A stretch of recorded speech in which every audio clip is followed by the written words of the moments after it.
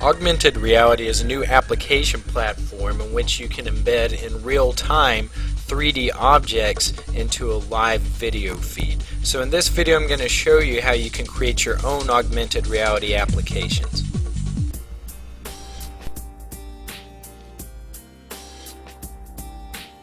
To get started, the first thing you'll need to download is PaperVision 3D, found at code.google.com. Make sure you download version 2.0 of this because I haven't gotten version 3.0 to work yet. The next thing you'll need is Adobe Flex, which is found at adobe.com, and when you download it you automatically get a 60-day free trial. But if you go to this website and you're a student or an unemployed professional, you can get a free product key for it so that you can use it indefinitely. The next thing we're going to need is Tortoise SVN, found at this website, so go ahead and download that to your computer as well. And you'll see what we'll use it for later. And now if you go to this website, which is an excellent resource as far as creating augmented reality tools, and go to the marker file section, they have a download for a marker generator. So once you have those 4 files downloaded, go ahead and start installing things. This is Adobe Flex that I'm installing right now. And when you're through with that, go ahead and install Tortoise SVN, and it's going to ask you to restart your computer, so go ahead and do that. And the next thing is the marker generator, and when you start it up you'll see something like this, and what you want to do is hold up some type of black square so that you can save it as a pattern. It can say anything that you want, but it needs to be a black square. So I just saved mine as marker.pat to my computer. The last thing we downloaded is the PaperVision file, but before you extract that, go ahead and create an Action Scripts folder anywhere you want. I'm just going to put mine in my document/Adobe folder and just call it Action Scripts. Now go ahead and extract all the PaperVision files and copy them over to the Action Scripts folder that you just created. It should be a no-chump and an org folder. And then go back to the PaperVision folder, right-click on it and select SVN Checkout, and then copy in this URL and click OK. And this should download the FLAR Toolkit folders to your computer. So when it's through, go inside FLAR Toolkit, Starter Kit, org, and you should see a libspark folder. Now go into org within your Action Scripts folder and copy the libspark folder over. Then you can start up Adobe Flex, and in the Flex Navigator right click on it and select New Action Script Project, give it a name and click Next, and then click Add Folder and browse to the Action Scripts folder that you just created, and then click OK, OK, and then click Finish at the bottom. Now you can start importing stuff into your project. The first thing we're going to import is in the FLAR Toolkit Starter Kit data, and it's called camera_para. Go ahead and copy that to your project, and also the marker.pat file that you created with the marker generator. And also I'm importing an image. Now I'm just going to briefly describe the code. If you want a fully commented version of it, you can find it at the URL below. But what I just wrote, it sets up the SWF parameters, 640 by 480 at 30 frames per second. And what I'm writing here embeds the marker.pat file into the project and gives it a class variable. Now I just copied that and pasted it and did the same thing for the camera_para.dat file. Now I'm creating a new function called createFLAR, and I'm going to create the variables for it up here. The first variable that we're going to use in it is for the FLAR parameters, and the next one is for the marker. So now if we go into the function and declare these variables and set them up, we can attach the camera parameters to the parameter variable, and we can attach the marker file to the marker variable so we can use it in the project. Now the next function is called createCam, so we're going to go ahead and set that up. The variables for it that we're going to use are the video variable and the camera variable. So now we'll go back to the function and add these variables to it. And we're going to make sure that the variables match the SWF settings that we wrote up at the top, 640 by 480 at 30 frames a second. Now we're going to attach the camera to the video and attach the video to the project. And if we test it out, you should see your webcam working.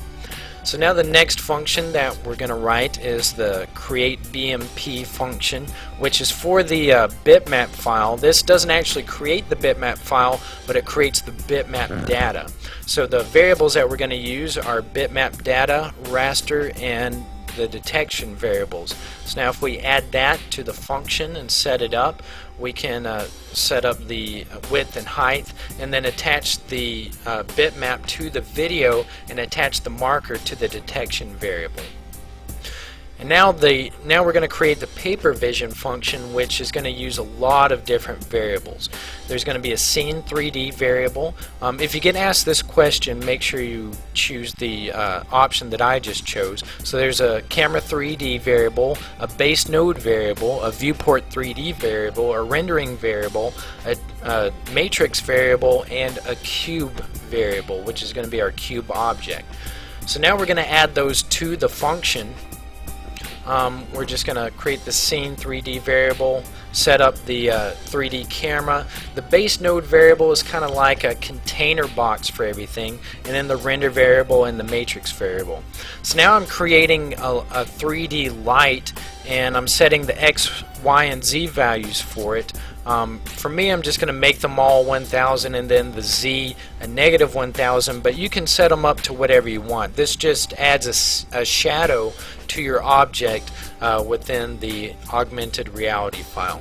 So now we're going to create a bitmap material file, which is where we're going to add our picture. So I'm going to paste my picture in here as the bitmap material, and I set double-sided to true. And now we're going to create a cube and just add the light and bitmap materials to the cube. Now I just added the viewport 3D, and we're going to add the scene to the viewport 3D and then add that to the project. So now the last function that we're going to write is actually a loop which tells the project what to do whenever it shows the webcam. So the first thing we want it to do is add the bitmap file that we just created to the video, and then I'm going to actually rotate the cube in the X and Y directions, but you can do whatever you want there. Now I'm going to create a try clause and then an if statement, and what this does is it sets the detection values for detecting the little mat that we created, and if it's out of the webcam, it tells it not to show anything and things like that. So now I'm going to go ahead and try testing it out, and it says that I have a couple of errors, so let's see what those are. Okay, that should be a semicolon, and that should be a capital C, and then that should be bitmap file material. So if you made that same mistake, make sure you change that as well. So now if I test it out and click allow, it should show the cube, which it does with my logo on it. And you can change the picture to anything you want just by changing that value. And now if you want to add a 3D image, like a Blender 3D image, you'll need a Blender file. So I've got a little Blender Acorn file, but you can use whatever Blender image you want. Go to File, Export, Collada 1.4, which will export it as a .dae file. Make sure you have all these options selected and click Export. And mine just exported to my desktop as a DAE file, and you can see it there. And I'm just going to import that and drag it over to my project. So now what we want to do is remove all the references to the cube and replace them with a DAE file. So we're going to create a new variable called AR_DAE, and we're going to comment all this out. You can comment it out by go to source toggle comment, and that should comment it out. And we're going to add a new material list variable, which is just going to be a flat shading instead of an image. You could use an image, but I haven't tested it out yet. And then we're going to create a new DAE and load the Acorn file, my Acorn file, to the DAE. And I just scaled mine up a little bit because it was initially a little bit small, but you can do what you want there.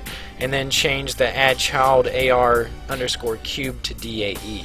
Now in the loop, I'm just removing the references to the cube, and I'm actually going to rotate my DAE file. So now if we test this out and click allow, you should see a rotating acorn, which you do here. And it's not perfect, but you can mess around with it. This is just kind of to test it out. Now if you want to embed this into your website, and if you go up to the top of the screen, you can remove the HTML reference and it should take you to the folder that everything's located in. And you want to copy all this to your server, upload it to your server, and then just type in the HTML website and you should see it. Alright, that's it for this tutorial. For more, go to tinkernaut.com.